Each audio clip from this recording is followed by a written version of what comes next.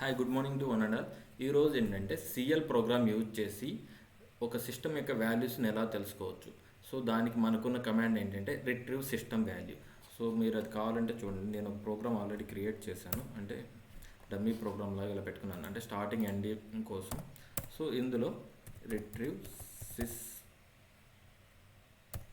Wall take F తీసుకుంటే ఇక్కడ మనకి సిస్టమ్ వాల్యూ, రిటర్న్ వాల్యూ. ఈ సిస్టమ్ వాల్యూ అంటే డిఫాల్ట్ వాల్యూ సిస్టమ్ నుంచి మనం తీసుకోవటానికి. రిటర్న్ వాల్యూ అంటే మనం డిస్ప్లే చేయాలంటే, లేదంటే ఎక్కడన్నా పారామీటర్స్లో అలా పాస్ చేసుకోవాలంటే మనం డిఫైన్ చేసుకునే వాల్యూస్ అనమాట. సో ఇక్కడ సిస్టమ్ వాల్యూ దగ్గర F4 తీసుకుంటే మనకి ఇక్కడ డిఫరెంట్ ఆప్షన్స్ ఉంటూ ఉంటాయి. ఇవన్నీ క్యూతోనే స్టార్ట్ అవుతాయి అనమాట. అంటే ఇవన్నీ సిస్టమ్ వాల్యూస్. మీరు పేజ్ డౌన్ తీసుకోండి. సో ఇక్కడ మీకు చూడండి, క్యూ డేట్ అని, క్యూ డేట్ టైం అని, క్యూ డేట్ ఫార్మాట్ అని, సో ఇలా చాలా ఉన్నాయి అన్నమాట. ఇందులో మనం ఏంటంటే ఒక 2 ఫీల్డ్స్ తీసుకుందాం, డేటు టైము తీసుకుందాం. సో ప్రస్తుతానికి టైం తీసుకుంటున్నాను. So time. సో ఇప్పుడు ఏంటి, అది రిటర్న్ వాల్యూ కావాలి కదా, దానికోసం ఒక వేరియబుల్ని మనం తీసుకుందాం.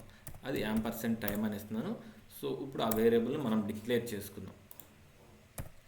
సో ఒక వేరియబుల్ డిక్లేర్ చేయాలంటే మనకున్న కమాండ్ ఏంటి, డిక్లేర్ డిసిఎల్. సో అదేంటది, వేరియబుల్ టైం అని ఇచ్చాము.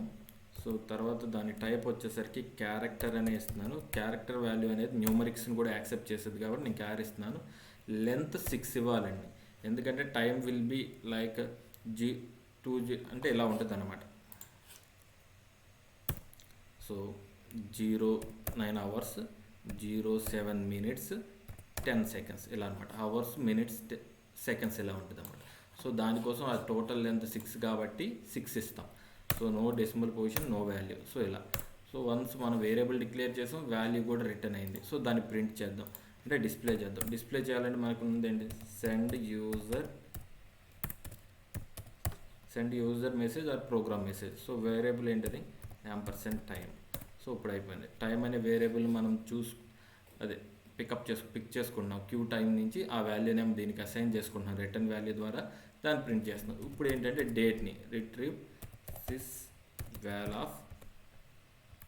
సో ఇప్పుడు ఏంటంటే మనం Q date. So return value వచ్చేసరికి డేట్ అని ఇస్తున్నాను, డేట్. సో చూడండి, ఇప్పుడు మనం ఈ వేరియబుల్ని కూడా డిఫైన్ చేసుకోవాలి కదా, డేట్ అనేది. సో వేరియబుల్ని కూడా డిఫైన్ చేసుకుందాం.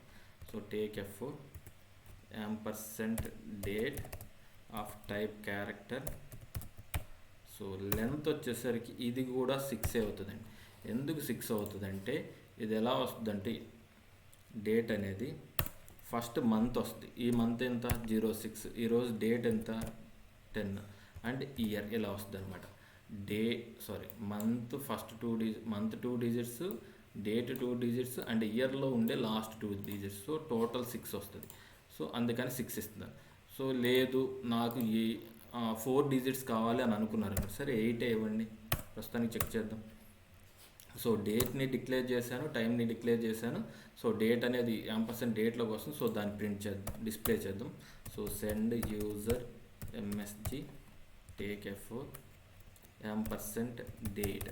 ఓకే చూడండి, అంతా అయిపోయిందా. సో క్యారెక్టర్ టైప్లో టైం డిక్లేర్ చేసాం, డేట్ని డిక్లేర్ చేసాం. సో క్యూ టైం అనేది రిటర్న్ వాల్యూ ఏమొచ్చింది, సో %టైము. సో దాన్ని డిస్ప్లే చేస్తున్నాం. Q date return value %date, దాన్ని డిస్ప్లే చేస్తున్నాం. బట్ ఒకసారి చూడండి, ఇక్కడ లెంత్ 8 ఇచ్చాం. సో అది యాక్సెప్ట్ చేస్తుందా లేదా చూడండి. File 14. So program created in library. Okay, compile time error ఏం లేదు, కాల్ చేస్తున్నాను. సో కాల్ చేస్తే చూడండి, ఇప్పుడు టైం చూడండి 10:31:59. సో టైం అనేది 10:31:59 అంట. సో అది సిస్టమ్ టైం. ఓకే, తర్వాత మనకేంటి చూడండి, CPF1095 అనే ఎర్రర్ వచ్చింది, రన్ టైం ఎర్రర్. సో ఇది ఎందుకు వచ్చిందో చెక్ చేద్దాం. Take F1 and press F10. So ఇప్పుడు చూడండి, CL variable length not valid for system value Q date. So మనం ఇచ్చిన లెంత్ అనేది ఏది, ఈ క్యూ డేట్కి వ్యాలిడ్ అవ్వట్లేదు. అంటే మనం ఇచ్చిన %డేట్కి ఇచ్చిన లెంత్ సో దీనికి వ్యాలిడ్ కాదు. సో ఇదేంటిది, 6th లైన్లో ఎర్రర్ ఉంది. సో 6th లైన్లో ఎర్రర్ ఉంది అంటే మనం ఎలా చూడాలంటే అది, సో స్పూల్ ఫైల్లోనే చెక్ చేస్తాను. సో స్పూల్ ఫైల్ అంటే సో లాస్ట్ ఫైల్ కాబట్టి ఎండ్ ఆఫ్ ది ఫైల్కి షిఫ్ట్ F6 తీసుకుంటాం. సో డిస్ప్లే కోసం 5 అండ్ బాటమ్ కోసం. సో ఇలా ఇందులో మనకి 6th లైన్ కావాలి. 6th లైన్ అంటే చూడండి, ఇది. సో ఈ వాల్యూని రిటర్న్ చేసేటప్పుడు మనకి ఎర్రర్ వస్తుంది. సో డిక్లరేషన్ ఎర్రర్ ఎప్పుడు చూపించలేదు, బట్ రిటర్న్ చేయాలంటే మనకి ఎర్రర్ వస్తుంది. ఎందుకంటే క్యూ డేట్ వాల్యూ 6, మనం బట్ ఇచ్చిన లెంత్ ఎంత 8, సో దానివల్ల ఎర్రర్ వస్తుంది. సో అది ఒకసారి రీప్లేస్ చూద్దాం. సో లెంత్ నేను 6 ఇస్తున్నాను. సో ఫైల్ చేశాను, కంపైల్ చేస్తున్నాను. So no error. కాల్ చేశాను. కాల్ చేస్తే ఇంతకుముందు మనకి టైం ఎంత ఉంచండి, 103159 అయింది. ఇప్పుడు చూడండి 103326. సో టైం అనేది వేరీ అవుతుంది. సో ఇప్పుడు డేట్ చూడండి, ఈరోజు డేట్ ఎంత, year, month 06, date 11, year 24. So అంత పర్ఫెక్ట్గా వర్క్ అవుతుంది.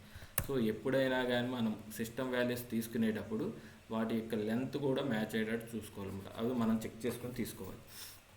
సో ఇలా మనం సిస్టమ్ వాల్యూస్ అనేవి ఫైండ్ అవుట్ చేయొచ్చు.